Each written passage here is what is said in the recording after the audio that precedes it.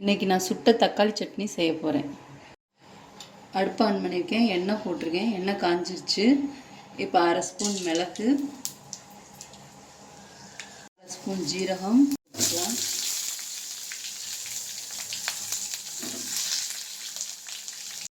இதை நல்லா வதக்கிக்கலாம்.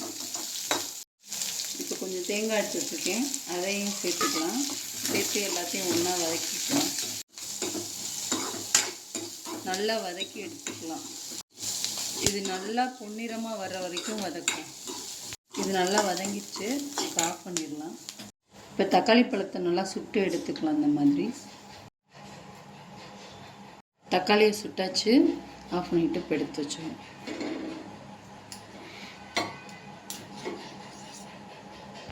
இப்போ மிளகாயை சுட்டு எடுத்துக்கலாம். அது உங்கள் காரத்துக்கு தகுந்த மாதிரி நீங்கள் எடுத்து சுட்டுக்கோங்க. இப்போ பூண்டை சுட்டு எடுத்துக்கலாம்.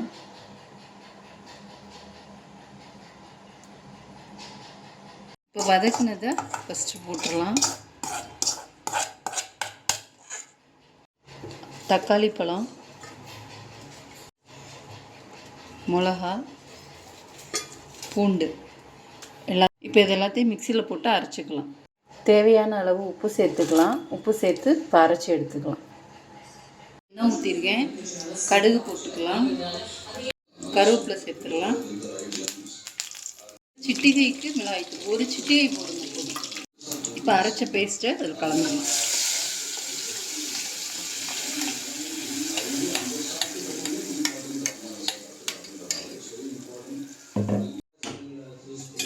நேரம் மூடி போட்டு வச்சிடலாம். சட்னி ரெடி ஆயிடுச்சு. இப்போ ஆஃப் பண்ணிடலாம். சட்னி ரெடி ஆயிடுச்சு. நீங்களும் வீட்டில் செஞ்சு பாருங்கள். லைக் பண்ணுங்கள், சப்ஸ்கிரைப் பண்ணுங்கள்.